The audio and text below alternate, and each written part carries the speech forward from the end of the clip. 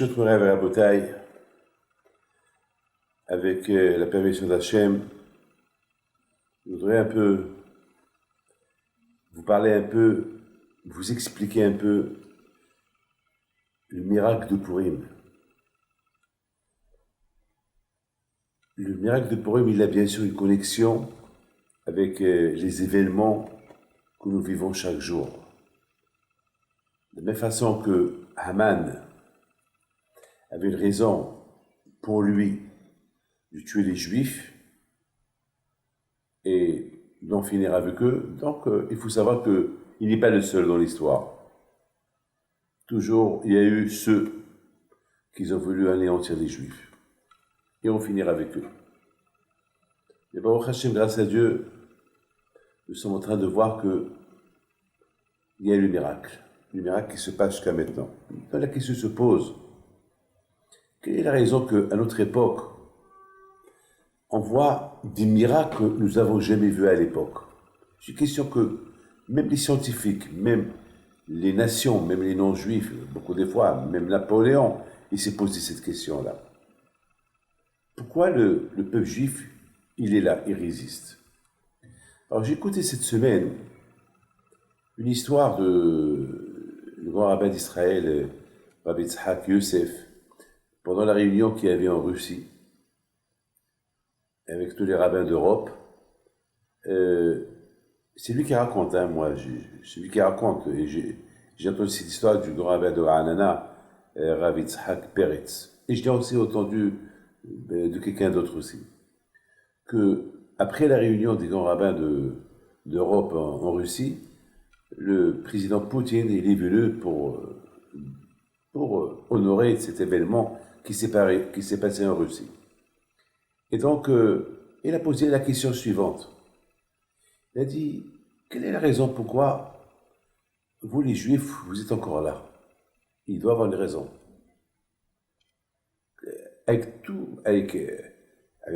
la destruction du premier temple, à en savoir, c'est qu'il a beaucoup de connaissances sur l'histoire juive. Malheureusement, il y a beaucoup de Juifs qui ne connaissent pas leur histoire à eux. Alors, il y a Poutine, le président russe, qui connaît l'histoire juive. Il a commencé à raconter des événements qui se sont passés en Russie, les pogroms, et ce qui s'est passé avec la Shoah. Et il raconte à l'époque les croisades, avant d'aller conquérir Jérusalem, ils ont fait des Shoah dans l'Europe. Et à tel point, il y a beaucoup de villes qui ont interdit aux Juifs d'habiter là-bas à cause de la Shoah qu'il y avait là-bas.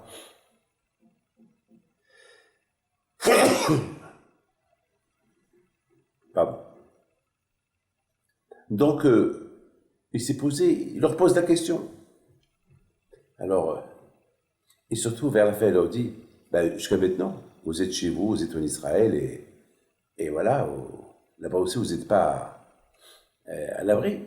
Donc, mais il y a quelque chose, vous êtes toujours protégés, vous êtes toujours là. Quelle est la raison? Alors, tous les rabbins qui étaient là, ils entendent et ils ne parlent pas. Ils laissent le président parler s'il a une réponse. Alors, il leur a dit, vous savez, j'ai une réponse. Eh bien, c'est à cause de vous. Vous, les rabbins, qui enseignez la Torah aux Juifs. Eh bien, c'est la Torah qu'elle a fait que vous existez encore. C'est de la folie, ça. Ça, c'est pas un rabbin juif qui parle. Ça, c'est un président puissant de la Russie qui parle. Que lui-même est arrivé à une conclusion que si vous êtes là, c'est parce qu'il y a une raison. C'est pas parce que vous êtes spécial, vous êtes Superman, non. C'est parce que il y a la Torah qui vous protège. Il y a la Torah qui vous unit. Il y a la Torah, qui elle est là. Il faut savoir une chose, que nos vêtements, ils font preuve de ce que nous sommes. Chaque ville, chaque État a ses coutumes de ses vêtements. Et nous aussi, on a nos coutumes de nos vêtements. À l'époque, il y a quelques milliers d'années, lorsqu'on était en Israël, on avait un seul et unique vêtement. Mais après, malheureusement, on est parti en exil. Le temple a été détruit, par Titus, les Romains, et puis les Juifs, ils sont partis en exil, à gauche et à droite, et dispersés dans le monde entier. Donc, chaque Juif, il a changé un peu ses vêtements, pris la coutume du pays où il vit. Mais, mes amis, une chose est certaine, là où on a été, on a pris avec nous un Sefer Torah. Et la seule chose qui n'a pas changé, c'est le Sefer Torah. C'est la Torah. La Torah n'a pas changé. Qu'on soit en Moyen-Orient, qu'on soit en Afrique, qu'on soit en Europe, qu'on soit en Asie, la Torah, c'est la Torah. Elle n'a pas changé. Et bien, c'est ça qui a fait du peuple juif qui résiste jusqu'à maintenant. Tout à l'heure, on a parlé, quelle est la raison? Pourquoi les Juifs, pourquoi le peuple juif, il résiste encore? C'est pas parce qu'on est fort, on est super puissant, ou bien on est des supermen, non. C'est parce qu'il y a la Torah et la Torah ne change pas. Il y aura personne qui va venir nous changer la Torah. La Torah, elle est là, elle restera toujours. Et et surtout maintenant, à notre époque, de la technologie, aujourd'hui, cette technologie qui fait ravage, même chez les nations. Vous savez, je lis dans les journaux religieux, les journaux pas religieux, les journaux en France, en Amérique, partout, je lis des journaux. Eux-mêmes, ils parlent du danger qu'il y a au niveau éducation de tous de nouvelles technologies. Il faut faire attention. Vous savez que il dit Hafez Haïm que Hachem il a donné la chokhma, la sagesse, pour inventer la technologie pour lui servir. Mais lorsque l'on se sert de cette technologie pour faire du mal, alors c'est que Dieu préserve, c'est très dangereux. Ça risque de se retourner contre nous, mais regardez aujourd'hui. Où est arrivé avec la guerre la guerre technologique aujourd'hui, peut-être un jour, il y aura même pas peut-être il y aura même pas d'armes. Peut-être ils vont même pas utiliser les armes parce que ça va avec les comment s'appelle les cyber aujourd'hui que Dieu préserve, c'est la guerre des cyber, c'est une guerre technologique, une guerre que effacer les données de l'autre. Effacer les données de l'autre. Vous savez, aujourd'hui, tout marche avec des boutons, tout est sur Internet, tout est électronique, tout est électronique aujourd'hui avec les satellites. Vous imaginez qu'il y a une panne, ça peut, que Dieu préserve, ça peut être grave. Il y avait une ville ici, beaucoup de fois ça arrive, je me rappelle une fois, il y avait en France, c'est la télévision M6, elle était en panne quelques heures. C'est grave. Vous imaginez des stations nucléaires, je sais pas, tout ce qui marche électroniquement, il y a une panne, ça peut être fatal. Et si une panne internationale, c'est fini. Tous les données vont s'effacer. Ça peut être grave. D'ailleurs, dans les journaux de cette semaine, on parle beaucoup de ça. Donc finalement, la technologie, elle est bien, mais il faut savoir bien l'utiliser. Mais si on commence à l'utiliser mal, on risque d'aller encore plus grave, encore de mal en mal, et ça peut être très dangereux. Mes amis, on a posé une question tout à l'heure. Pourquoi Hachem, à notre époque, on voit beaucoup des miracles? On voit l'époque des miracles qu'on n'a pas vus avant. Les bêtes, hein?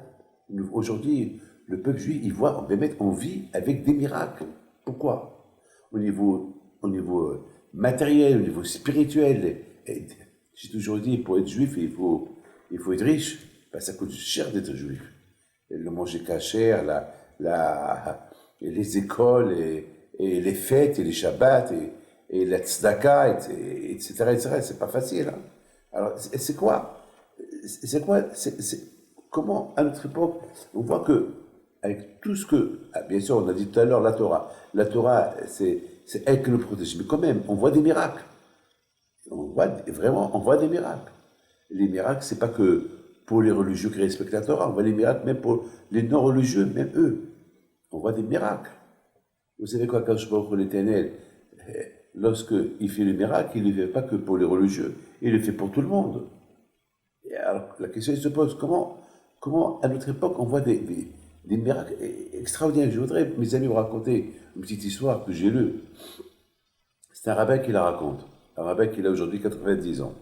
Il dit qu'à l'époque, lorsque les Allemands ils sont rentrés chez lui à la maison, ils ont pris ses parents, ils ont porté ses parents, toute sa famille, et les parents ils ont eu le temps de le cacher lui et sa sœur dans un endroit à la maison. Et les SS, lorsqu'ils sont rentrés à la maison, ils les ont pris, ils n'ont pas, Hachem il a voulu qu'ils ne cherchent pas trop les chambres, donc ils ont cru que les chambres sont vides. Donc ils sont restés là-bas, les deux enfants, cachés, comme ça il raconte ce monsieur-là. Il raconte que les voisins, qui ne sont pas juifs, qui sont des tzadikim, ils ont vu les Allemands emporter la famille, mais ils ont vu qu'il manquait deux enfants. Alors, une fois que les Allemands ils se sont éloignés, ils sont partis pour voir ce qui se passe. Et puis, ils ont bien cherché, ils ont trouvé deux enfants, et puis ils les ont cachés. Ils sont vraiment, vous savez, des fois, il y a beaucoup des Allemands, il y a beaucoup des Russes, il y a beaucoup comment ça s'appelle, des Polonais, des Hongrois, qu'ils ont sauvé les Juifs. Vraiment, ils avaient de la peine, ils voyaient les Juifs persécutés devant eux, ils avaient de la peine pour eux. C'est des gens, bien sûr, que le bon Dieu, bien sûr, après 120 ans, bien sûr, ils sont au paradis, ces gens-là. Parce que vraiment, ils ont sauvé ces Juifs. Donc, il raconte ce monsieur-là que, j'ai oublié son nom, je m'excuse, il raconte qu'ils rentrent ils ont été cachés, et quelques temps plus tard, il s'est passé que toujours le frère, il surveillait sa sœur. Comme ça, il raconte. Un jour, il dit à sa sœur, il voyait que sa sœur n'avait pas, était pâle, il lui manquait un peu de vitamines. Bon, il a pris un risque pour aller chercher quelque chose à manger de dehors parce que ce qu'on lui donnait, c'était pas assez. C'était un gros risque.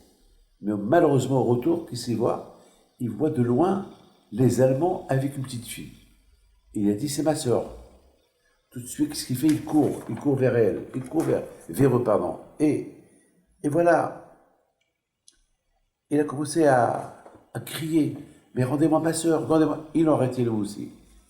Et ça criait dans la rue jusqu'à le point, là, les bureaux là, de la Gestapo. Et là, il criait tellement qu'un des nazis l'a pris un revolver pour les tuer les deux. Alors, à cet instant-là, il sort le commissaire. Qu'est-ce qui se passe? Ça crie. Alors, tout de suite, le monsieur là, il raconte que j'ai commencé à crier. Oui, je vais comprendre ma sœur. Ils ont pris ma sœur. Ah, ils ont pris ta sœur. Alors, vous êtes des juifs. Vous savez, c'est quoi la fin des juifs chez nous? Mais c'est pas grave. Faites ce que vous voulez de moi. Mais ma sœur, il faut la laisser en vie. Ah, alors vous voulez qu'on laisse votre sœur en vie? Tout le monde rigolait. D'accord? Alors voilà. Si tu veux qu'on te laisse en vie, toi et ta sœur, alors tu vas me montrer tes mains et je voudrais voir si tu as dans les mains des poils de cheveux dans tes mains qui poussent dans la paume de tes mains. Vous savez que dans les mains, il y a l'endroit lorsqu'on ouvre la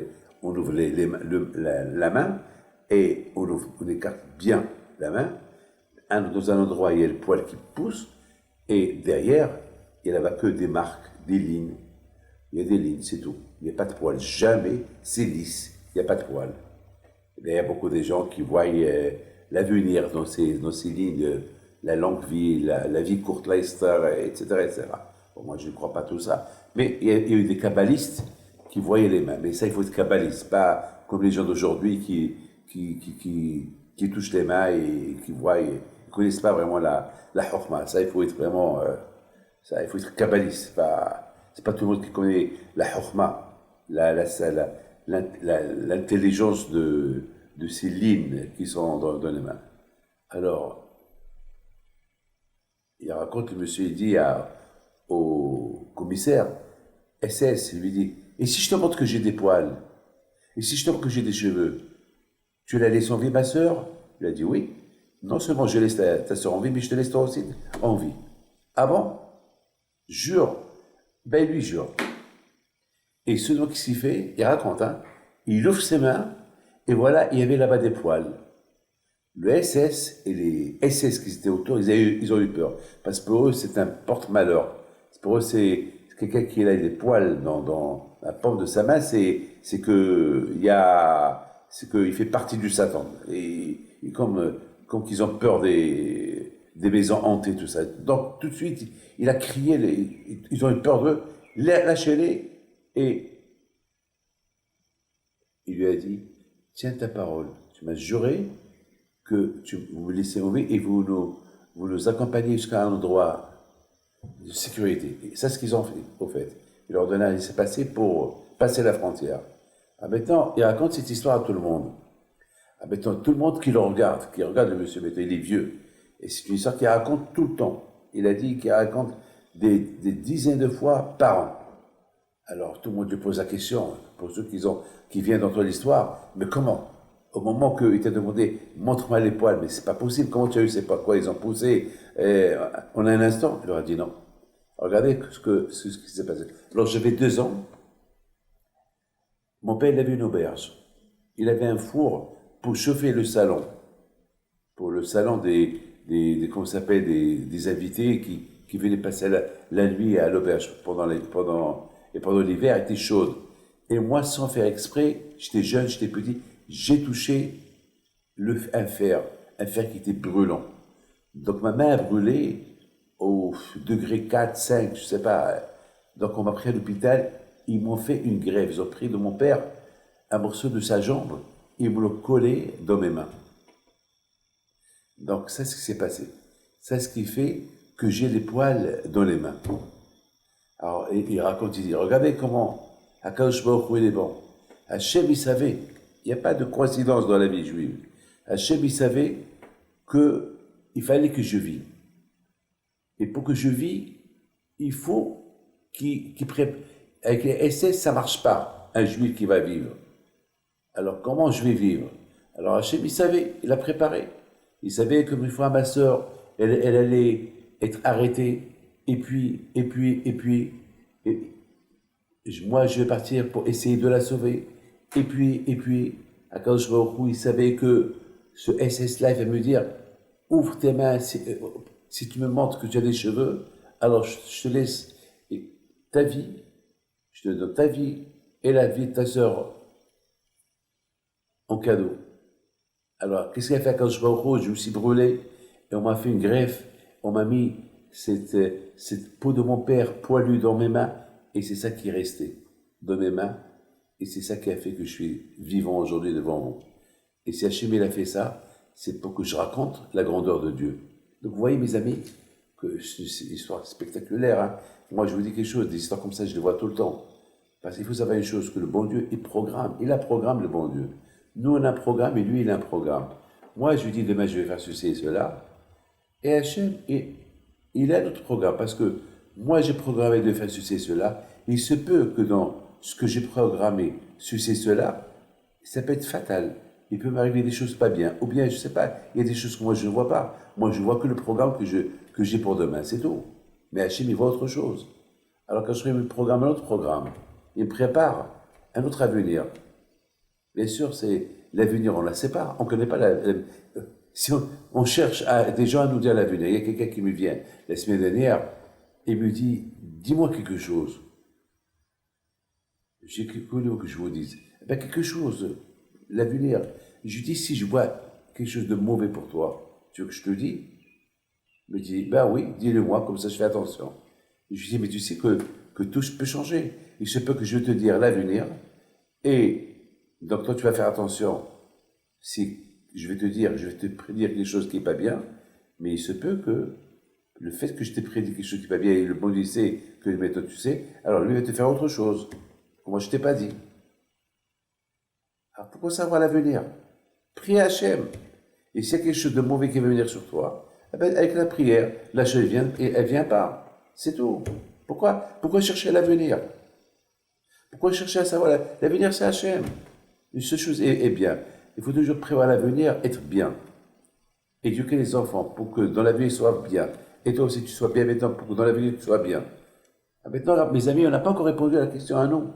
Qu'est-ce qui s'est passé exactement? Pourquoi Akadosh Baruch Hu? Bébête, hein? Quelle est la raison pourquoi à notre époque on voit des miracles? Pourquoi à notre époque on voit plein de miracles, des miracles qu'on n'a pas vus avant? Vraiment, les miracles d'aujourd'hui sont spectaculaires. C'est la folie ce qu'on voit aujourd'hui comme miracle. Quelle est la raison? Mes amis, il faut savoir une chose. Notre époque d'aujourd'hui, c'est une époque malheureusement d'assimilation. C'est une époque qui est dure. Et c'est une époque que chacun veut devenir comme l'autre. Et vraiment, on nous oblige à être comme tout le monde. Et nous, à Israël, on ne peut pas être comme tout le monde. Pourquoi? Parce qu'il y a la religion. On ne peut pas être comme tout le monde. C'est pas facile d'être comme tout le monde. Il faut respecter tout le monde, mais il y a des choses, par exemple, manger kasher. C'est pas facile de manger kasher. Et respecter le Shabbat, c'est pas facile. Comme quelqu'un qui m'a dit cette semaine, il m'a dit que cette semaine, c'est parce qu'il a un problème. Je lui dis, tu respectes le Shabbat? Il me dit, ben, si je respecte le Shabbat, je ne vais pas vivre. Il faut que je gagne de l'argent. Ben, je le comprends. Je lui dis, de toute façon, mais Hachem a pris en considération que si tu dois gagner ton, c'est tout ce que tu vas gagner. Mais ce que tu gagnes le Shabbat, c'est pas à toi, parce qu'Hachem, il n'a pas prévu que tu gagnes l'argent Shabbat, parce qu'il te l'a interdit. Il me dit, non, il a commencé à faire, je dis, mon frère, je ne peux pas t'aider. Moi, je suis rabbin, moi. Tu viens chez un rabbin pour t'aider? Eh ben, écoutez, je lui dis, si par exemple tu as un problème de dents, il faut aller chez le dentiste. Tu ne vas pas aller chez un cardiologue. Un cardiologue, c'est le cœur. Tu vas pas aller. Moi, je suis rabbin. Tu me dis, tu as un problème, ma raisonnement de t'aider, c'est la religion. Je lui dis, c'est difficile, mais toi, tu ne crois pas, tu es contre, alors je ne peux pas t'aider. Il me regarde. Il me dit, pourquoi alors, je n'ai pas le droit de gagner de l'argent? Je dis, oui, tu as le droit de gagner de l'argent. Mais ce que Hachem veut que tu gagnes, tu gagnes. Tu peux travailler bien en semaine, mais Shabbat, tu n'as pas le droit. Le Shabbat, tu ne peux pas. Alors, il commence à me dire, ouais, mais on est à une époque, les temps ont changé. J'ai dit, je sais, les temps ont changé, mais la Torah n'a pas changé. Et c'est ça qui a fait que le peuple juif, il existe jusqu'à maintenant. Parce que l'époque, les temps ont changé, mais la Torah n'a pas changé. Ben, mes amis, vous voyez, mes amis, que à notre époque, on voit beaucoup de miracles. Bémet, notre existence, ça prouve qu'il y a un miracle. Mes amis, je pense qu'à notre époque, pourquoi il y a beaucoup de miracles? Parce que, vous savez, on avait des miracles en Égypte. Les 10 plaies, tous les miracles qu'Hachem a fait en Égypte, bien sûr. Bien sûr, c'est des miracles extraordinaires. Mais vous savez pourquoi Hachem leur a fait tous ces miracles? Parce que Hachem savait qu'ils allaient quitter l'Égypte pour recevoir la Torah. Par rapport à la Torah, il leur a fait des miracles.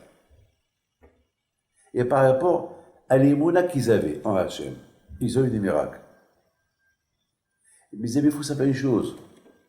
Quelle est la raison pourquoi, à chaque instant, chaque jour, on parle de l'Égypte? Toujours, on parle de l'Égypte. On se souvient du miracle qu'avait fait Hachem avec nous en Égypte. Chaque jour, quelle est la raison? Quelle est la raison? Ben, la réponse, elle est le fait qu'on parle de l'Égypte. Alors, ça nous rappelle que tout notre but, pourquoi le bon Dieu nous a libérés de l'Égypte, pour respecter la Torah. Donc, et pour recevoir la Torah après. Eh bien, justement, et on a eu l'aïmouna. Alors, c'est la raison pourquoi on parle de l'Égypte, pour se rappeler de la sortie de l'Égypte, pour se rappeler que grâce à la sortie de l'Égypte, on a reçu la Torah, donc c'est ça qui nous a maintenus, et c'est ça qui est l'aïmouna qu'on avait en Hachem avec tout ce qu'il a fait pour nous. Donc, quelque part, on se dit maintenant, eh bien, quand Hachem il a libéré nos parents grâce à l'aïmouna et la Torah, alors nous aussi, il faut qu'on se renforce dans l'aïmouna, dans la Torah, pour avoir le mérite de quitter de quitter, si Dieu veut, de voir Mashiach venir. Donc, ce qui nous fait aujourd'hui, les miracles qu'on voit aujourd'hui, plus qu'avant.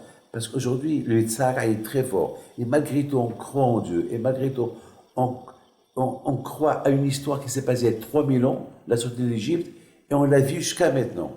Alors, je me dis, puisque vous faites tout ça, donc je suis obligé de faire avec vous des miracles, comme j'ai fait avec vos parents en Égypte. Donc, on voit des miracles de l'Égypte chaque jour. Vous savez, mes amis, il vient chez moi, quelqu'un me raconte quelque chose de spectaculaire. En Amérique, je vous donne un parole d'honneur. Quelqu'un qui n'arrivait pas, il a quelques enfants, mais après, sa femme, elle a arrêté d'avoir elle ne pouvait plus avoir des enfants. Et c'est un grand Baal Hesed, il fait de la charité, il fait de la tzedaka, il fait tout. Et je vous dis quelque chose, hein, il m'a beaucoup aidé. Il m'a beaucoup aidé, ce monsieur-là. Et voilà, il y a 3 mois, il vient chez moi et me dit, je ne vous ai jamais rien demandé, mais je vous dis simplement, vous demander une bracha pour que ma femme tombe enceinte. Parce qu'on a tout fait, on a tout essayé, elle n'arrive pas à avoir. Et pourtant, on a des enfants, mais les médecins ne comprennent pas. Alors peut-être il y a quelque chose à faire. Alors, je me rappelle, j'étais dans sa chambre, dans son bureau, il y avait là-bas une photo de Moshe Feinstein, un grand tzaddik, là-bas. Alors moi, je lui dis, ben, vous savez que le zéro de ce grand tzaddik-là, il va être avec vous.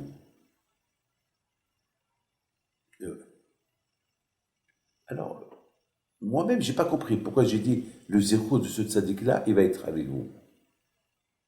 J'ai rien compris. Mais c'est Hachem qui a voulu que je dise cette phrase-là. C'est pas moi qui a voulu le dire, c'est Hachem qui l'a mis dans ma phrase, dans ma bouche. Et après, je lui dis, vérifiez les mezuzot. Il m'a dit, mais les mezuzot, ils sont propres, ils sont en cachère, ils sont neufs parce que la maison, elle est neuve. Je dis, c'est pas grave, tu les vérifies.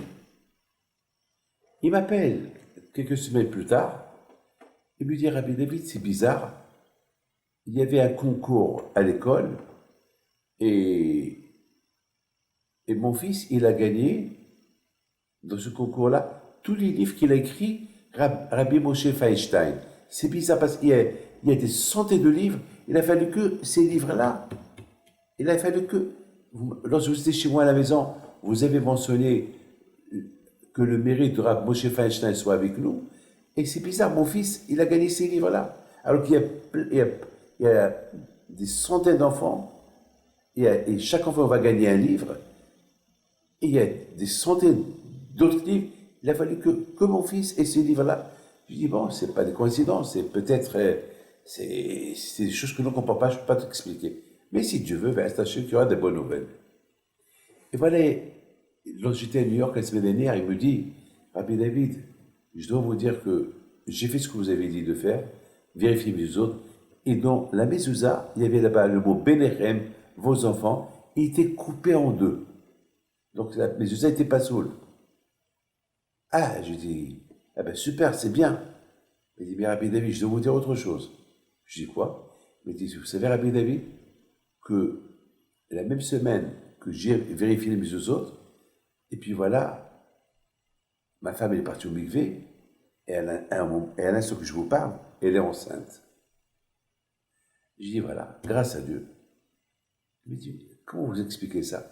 Je n'ai rien à expliquer. C'est votre émona. Vous voyez, mes amis, il a émona. C'est tout.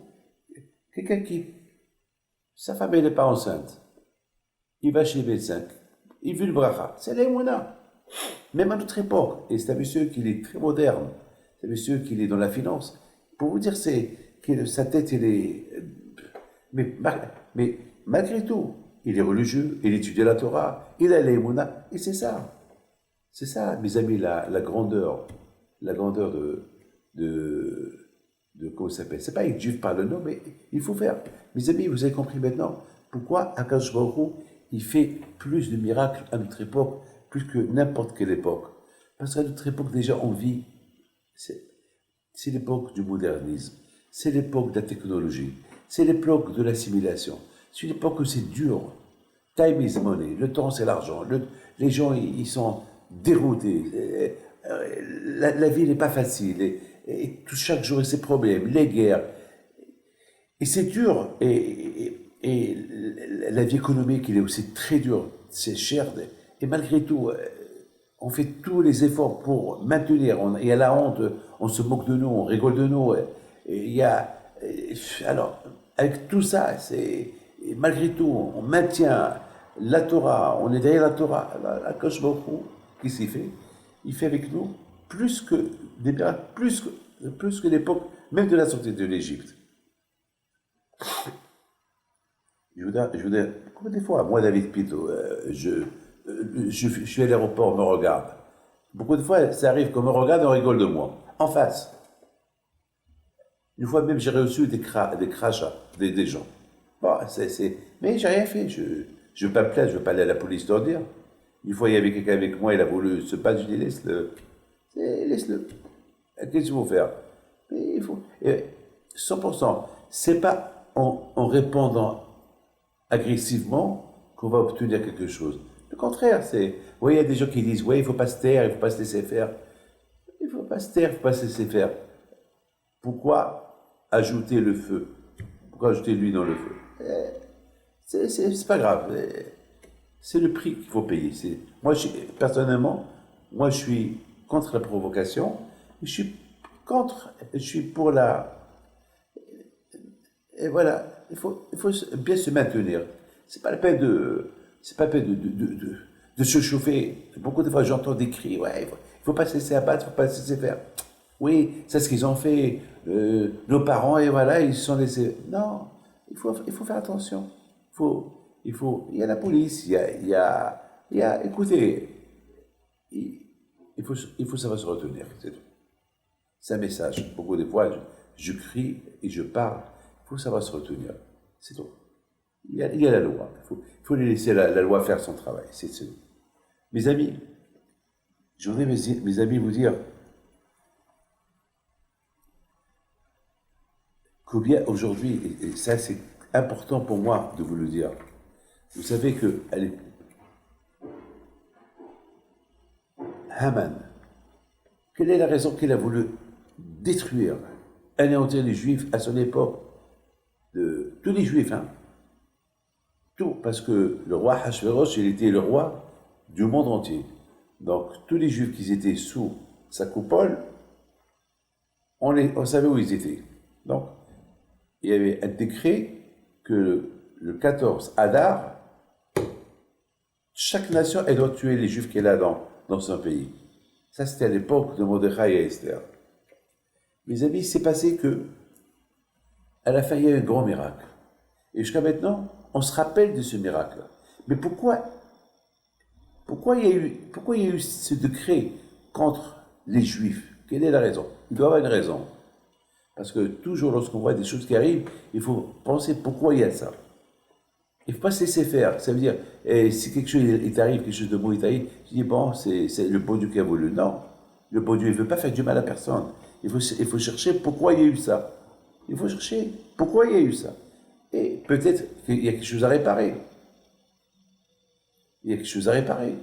Et tu répares. Alors maintenant la question, quelle est la raison pourquoi il s'est passé ce qui s'est passé à l'époque de Haman? Qu'ils ont voulu, par exemple, Hanouka, on sait parce que les Juifs, ils ont voulu, ils ont commencé ils ont commencé à devenir copains et amis avec les Grecs de l'époque, donc ils se sont presque assimilés jusqu'à la fin, presque ils se sont tous assimilés, presque la Torah a été raillée d'Israël. Donc c'est pour ça qu'on commémore Hanouka. Donc on connaît la raison de Hanouka. Parce que les Grecs, ils ont commencé à... Les Grecs, ils ont commencé lorsqu'ils sont entrés en Eretz Israël, ils ont commencé à entraîner les Juifs avec eux, à s'assimiler avec eux, dans leur culture, etc., jusqu'à la fin, c'était catastrophique. Jusqu'à la fin, il y a eu des miracles, des miracles. Maintenant, mais qu'est-ce qui s'est passé exactement à l'époque de Mordechai? Ah ben, la raison était parce qu'ils n'étaient pas unis. Ils n'étaient pas unis. Vous savez que la Torah, elle unit la personne. C'est la raison pourquoi euh, aucun ne peut faire les 613 mitzvot. Mais le fait qu'il y ait l'union, alors l'union est faite d'une manière que ce que je peux pas faire moi, et toi tu le fais, donc comme si c'est moi qui l'ai fait. C'est comme ça. Parce qu'on ne peut pas faire tous les mitzvot que Hachem. C'est impossible. Mais par rapport à l'union, oui. Donc lorsqu'il y a l'union, alors quand je considère, le bon Dieu considère ce que moi j'ai pas fait comme si je l'ai fait. Parce que l'autre il l'a fait. Donc c'est l'union, Am Israël. Et à l'époque de Mordechai et Esther, malheureusement, il manquait cette union-là. Chacun pensait à soi. Donc automatiquement, s'il n'y avait pas l'union, c'est qu'il n'y avait pas la Torah. Parce qu'ils n'ont pas respecté la Torah. Parce que la Torah, quand même, elle unit tout le monde. La Torah, elle réunit tout le monde. Et parce qu'il n'y avait pas la Torah, donc chacun faisait ce qu'il veut. Parce que la Torah, elle ne te laisse pas faire ce que tu veux. La Torah, elle veut que tu fais ce que la Torah te dit de faire. C'est-à-dire, ce que Hachem veut que tu fais, alors c'est à travers la Torah. Comment moi, maintenant, je veux servir le bon Dieu? Je vais servir le bon Dieu à travers la Torah. En faisant ce que le bon Dieu m'a dit de faire, alors ça veut dire que je suis le chemin de Hakadosh Baruch Hu. Alors, automatiquement, le manque de Torah, il a fait qu'ils étaient désunis. Et lorsqu'ils étaient désunis, c'est fini. Donc, Hakadosh Baruch Hu, il leur a envoyé Haman qui les a réunis. Et Haman, lorsqu'il a fait la Gezerah, lorsqu'il a décrété d'extermination des Juifs, c'était pas que pour les non-religieux, les religieux et les non-religieux. Donc, tout le monde a commencé à prier. Les religieux, ils priaient pour eux et pour les non-religieux. Et les non-religieux aussi, ils ont commencé à prier et pour eux et pour les religieux. Et ils sont devenus un peuple uni. Alors, lorsque Baruch Hashem, le miracle, il est venu, alors il s'est passé que les Juifs, ils ont dit, nah, c'est Vinisham. Ils ont compris pourquoi il y a eu cette Gezerah contre eux. Ils ont compris que cette Gezerah est venue à cause de la désunion. Ils ont compris que pour être unis, c'est la Torah qui les unit. Donc ils ont dit à qui mauvais qui blou. Ils ont pris la décision ils ont fait une teshuva, ils ont pris une décision de commencer à respecter la Torah, et automatiquement le fait qu'ils ont commencé à respecter la Torah, ils ont commencé à faire les mitzvot, ils ont commencé vraiment à faire les mitzvot, donc automatiquement elle a ouvert les portes à l'union. Et c'est la raison pourquoi on fait Purim. On fait Purim pour se rappeler que s'il y a des Gezerot, c'est parce qu'il n'y a pas l'union. C'est parce qu'il n'y a pas la Torah. Et malgré tout, Hachem, il fait des miracles avec nous. Malgré tout. Malgré tout. Kadosh Baruch Hu ne nous a pas abandonnés. Malgré tout. Et donc, mes amis, je voudrais simplement vous dire combien chacun de nous, aujourd'hui, il doit dire merci à Kadosh Baruch Hu qu'on est là. Vous savez très bien combien chacun de nous il doit faire, il doit s'occuper de faire tous ses efforts. Ben maintenant, parce qu'aujourd'hui c'est pas facile de vivre l'époque d'aujourd'hui. Match, on a besoin des efforts, des efforts, des efforts, des efforts pour maintenir notre religion. Je voudrais simplement terminer avec une belle histoire. Parce que vous savez qu'à Purim, les Juifs, ils ont prié. Il y avait des prières, ils ont jeûné 3 jours. Ils ont prié à Kadosh Baruch Hu. Vous savez qu'il y a le prophète qui dit il ne faut pas avoir peur le ver qu'on trouve dans les légumes. Alors, on compare Yaakov, Avinu, au ver. Il dit Yaakov, le ver, n'aie pas peur. Abraham lui dit c'est quoi? Est-ce qu'on n'a pas peur? Alors, nos sages ils disent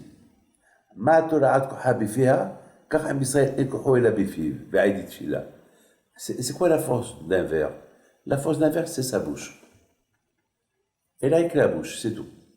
Sa force, elle mange. Sa force, c'est sa bouche, c'est tout. C'est tout. Elle a une bouche, c'est tout ce qu'elle a. Alors il dit que Yaakov Avinu, Am Israël, leur force, c'est avec la bouche. La prière. La prière. Et avec la prière, on change tout ce qui est, tout. La prière. Parce que la prière, ça montre que tu es connecté à Kadosh Baruch Hu. et que tes yeux, ils sont toujours les yeux vers Hachem. Si Dieu veut, Be'ezat Hachem. Toujours, on on lève les mains. Vous savez, aujourd'hui, dans l'état où le peuple juif il est dans le monde, on ne peut compter que sur Akadosh Baruch Hu, c'est tout. On raconte une histoire sur Rabbeinu Akadosh. Rabbeinu Akadosh alav Shalom, lorsqu'il était malade, et voilà, il était en train de mourir. Alors, et tout le monde priait pour lui.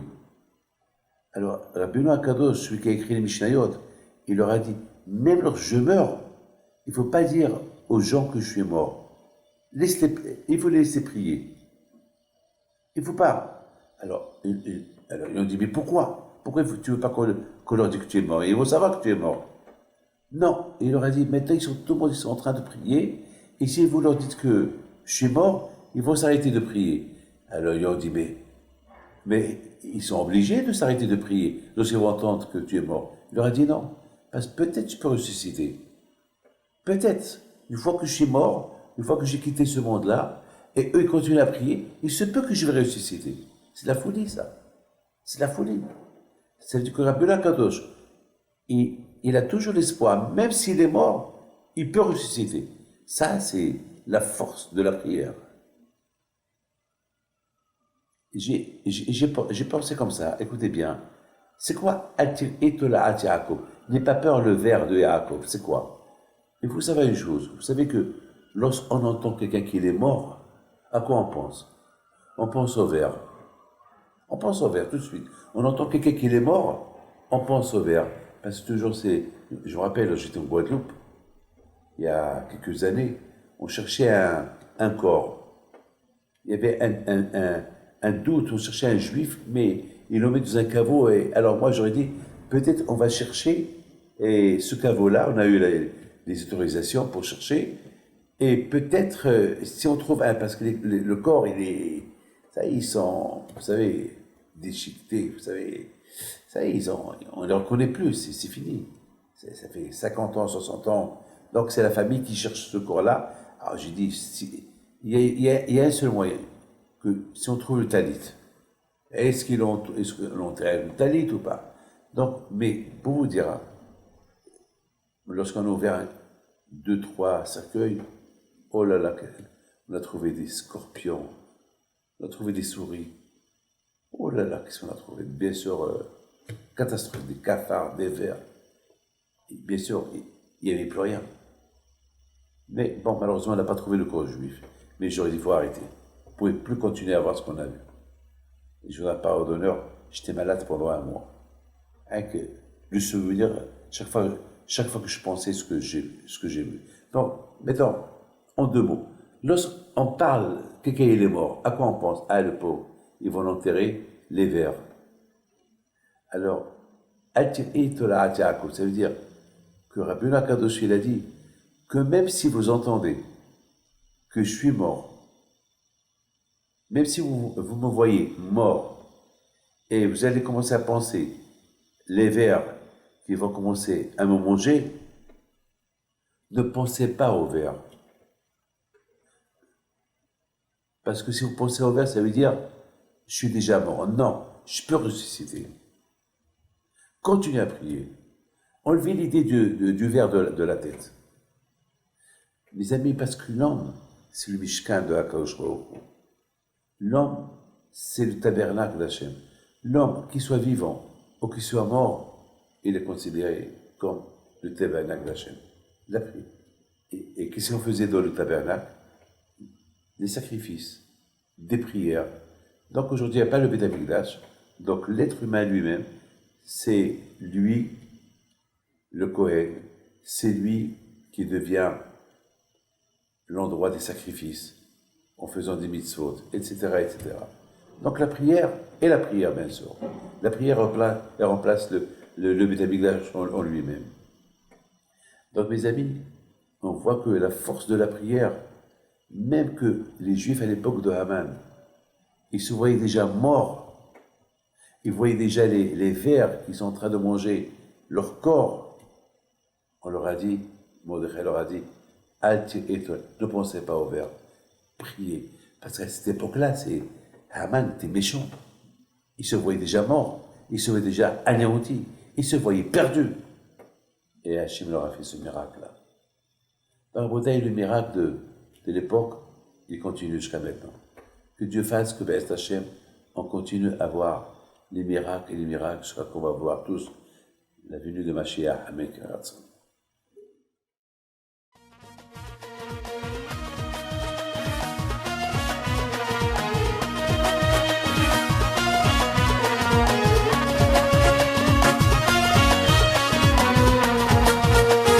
Non du jenes